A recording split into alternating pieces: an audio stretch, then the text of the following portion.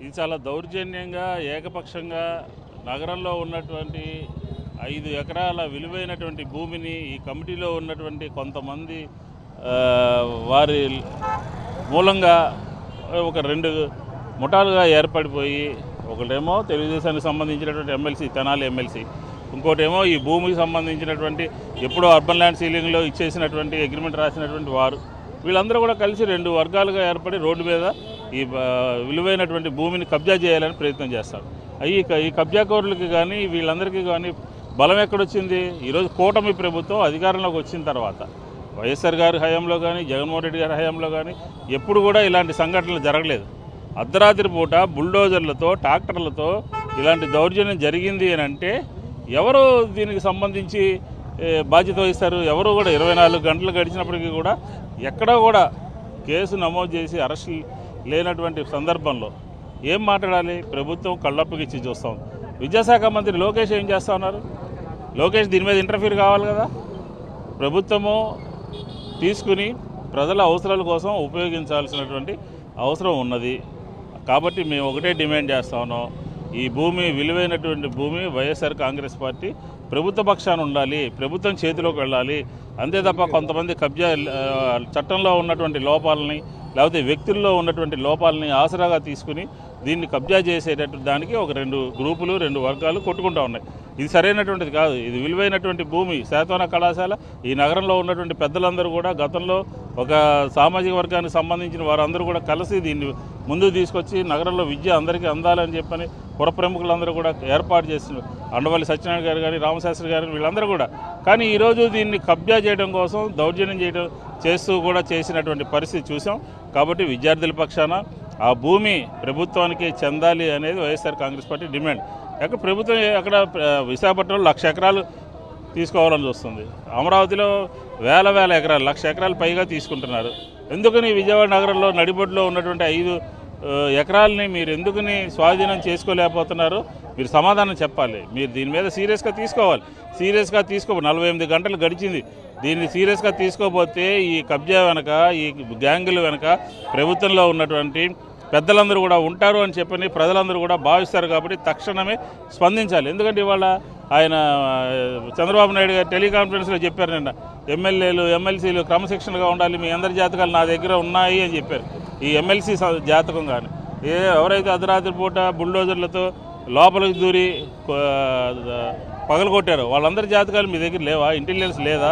ఎందుకని మీరు సైలెంట్గా ఉన్నారు? ఎందుకని మీ వ్యవస్థలన్నీ కూడా పోలీస్ కానీ రెవెన్యూ కానీ తక్షణమే స్పందించి దీన్ని ప్రభుత్వంలోనే ఈ భూములు ఉండే విధంగా నివేదిక రాష్ట్ర ప్రభుత్వానికి పంపాలి అని చెప్పని డిమాండ్ చేస్తాం.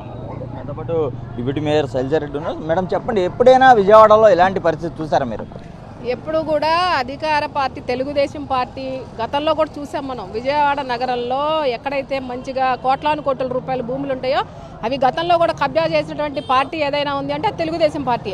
ఈ రోజు కూడా తెలుగుదేశం పార్టీకి సంబంధించినటువంటి ఎమ్మెల్సీ దీంట్లో ఉండటం అనేటువంటిది, ఎందుకంటే ఆయన 4-5 నెలలకు లోపలే ప్రమాణ స్వీకారం చేశారు. అంటే చంద్రబాబు నాయుడు గారు కేవలం విజయవాడ నగరంలోనో లేకపోతే ఇట్లాంటి కోట్ల విలువైన రూపాయలు ఎక్కడైనా ఆస్తులుంటే కబ్జా చేసుకోమని మీకు ఎమ్మెల్సీ ఇచ్చారని అడుగుతా ఉన్నాం. వాళ్ళ పేద ప్రజలు ఎక్కువ మంది ఇక్కడ చదువుకుంటూ ఉంటారు, విద్యార్థులందరూ కూడా. మరి ఇన్ని కోట్ల రూపాయల విలువైనటువంటి భూమిని మీరు కబ్జా చేయటం అనేటువంటి దారుణం. ప్రజల పక్షాన విద్యార్థుల పక్షాన వైఎస్ఆర్ కాంగ్రెస్ పార్టీ పోరాడుతుందని తెలియజేస్తా ఉన్నాం. విద్యార్థి సంఘం నాయకులు కూడా ఉన్నారు. మీరు చెప్పండి, గడిచిన 2 రోజులుగా మీరు కూడా ఇక్కడ జరుగుతున్నదంతా చూస్తున్నారు. మరొక 10 రోజులు కాలేజీలు తెరుస్తారన్న సమయంలో కాలేజీని నేలమట్టం చేశారు. దీన్ని ఎలా చూస్తారు? ఇప్పటికైనా ప్రధానంగా విద్యార్థి సంఘం మీరు ఏం డిమాండ్ చేస్తున్నారు? ఇప్పుడు 2 ముఠాల మధ్య ఆధిపత్య పోరులో కళాశాలని నేలమట్టం చేశారు. కాలేజీలో చదువుతున్న విద్యార్థుల భవిష్యత్తు ఈరోజు అంధకారంలో పడిపోయింది. వాళ్ళ విద్యా భవిష్యత్తు నాశనం జరిగింది. ఈరోజు లోక్ అదాలత్ సుప్రీంకోర్టు తీర్పు ఉందనే పేరుతోటి ఎవరైతే బోయపాటి అప్పారావు బిల్డింగ్లు కూల్చేశారో ఆయన మీద ముందస్తు చర్యలు తీసుకోవాల్సిన అవసరం ఉంది. పోలీసులకు ఎటువంటి సమాచారం లేకుండా కాలేజీని నేలమట్టం చేయడం, కాలేజీని కూల్చేయడం అనేది చాలా దుర్మార్గమైన చర్య. కాలేజీలో పనిచేస్తున్న టీచింగ్, నాన్ టీచింగ్ సిబ్బంది కానీ, వాళ్ళకి సంబంధించిన సర్వీస్ రికార్డులు కానీ, విద్యార్థుల సర్టిఫికెట్లు కానీ శిథిరాల కింద ఉన్నాయి. మరి వీటన్నిటి పరిస్థితి ఏంటి? ఈరోజు ఈ కళాశాలలో 500 మంది వరకు విద్యార్థులు చదువుతున్నారు. వాళ్ళ విద్యా భవిష్యత్తు ఏంటి? ఈరోజు ఆలపాటి రాజా ప్రిన్సిపాల్ని కిడ్నాప్ చేసి తెల్ల పేపర్ల మీద సంతకాలు చేయించుకుంటే ఈరోజు నిన్న ఈ అధికార పార్టీ సెంట్రల్ నియోజకవర్గ ఎమ్మెల్యే వచ్చి ఈ కళాశాల ధూళిపాల శ్రీకాంత్ అనే అతను నిలమట్టం చేశాడు, మేము చర్యలు తీసుకుంటామని ఆయన మాట్లాడుతూ ఉన్నాడు. అంటే అధికార పార్టీ ప్రజాప్రతినిధుల మధ్య ఈ ఆధిపత్య పోరు ఉంది. ఈ భూముల స్వాధీనం కోసం ఒకరి మీద ఒకరు పోటీ పడుతూ ఉన్నారు, ల్యాబింగ్ చేస్తూ ఉన్నారు. వేలాది వందలాది కోట్ల రూపాయల భూముల వ్యవహారం ఇది. ఈ దీనిలో నలిగిపోయేది నష్టపోయేది విద్యార్థుల విద్యా భవిష్యత్తు నాశనం అవుతా ఉంది. కాబట్టి ప్రభుత్వం నారా లోకేష్ గారు, నారా లోకేష్ గారు, మీ ప్రజాప్రతినిధులు ఎమ్మెల్యే ఎమ్మెల్సీలు ఈ భూముల కోసం పోటీ పడుతూ ఉన్నారు, వెనకుండి ల్యాబింగ్ చేస్తూ ఉన్నారు, ప్రత్యక్ష పాత్ర ఉంది. మీరు వాళ్ళపైన చర్యలు తీసుకోవాల్సిన అవసరం ఉందనేది ఈ రాష్ట్ర ముఖ్యమంత్రి చంద్రబాబు నాయుడుని, విద్యాశాఖ మంత్రి నారా లోకేష్ని మేము విద్యార్థి విభాగం తరపున, వైఎస్ఆర్సీపీ విద్యార్థి విభాగం తరపున డిమాండ్ చేస్తా ఉన్నాం. విద్యార్థుల భవిష్యత్తుతో చెలగాట మాడకుండా మీరు రెడ్ బుక్ని వదిలేసి మా విద్యార్థుల పాఠ్యపుస్తకాల మీద దృష్టి పెట్టి వారికి విద్యా చదువులను ముందుకు తీసుకెళ్లే విధంగా నారా లోకేష్ చొరవ తీసుకోవాలని డిమాండ్ చేస్తాను. మీరు అధికార పార్టీ నేతలు మీ నాటకాలన్నీ కట్టిపెట్టి ఈరోజు విద్యార్థుల కోసం మీరు నిలబడాలని తెలియజేస్తా ఉన్నాం. పూర్వ విద్యార్థుల ముసుగులో వచ్చి ఈరోజు ఇక్కడ సంఘీభావం తెలియజేస్తా ఉన్నారు. ఇది సరైనది కాదు.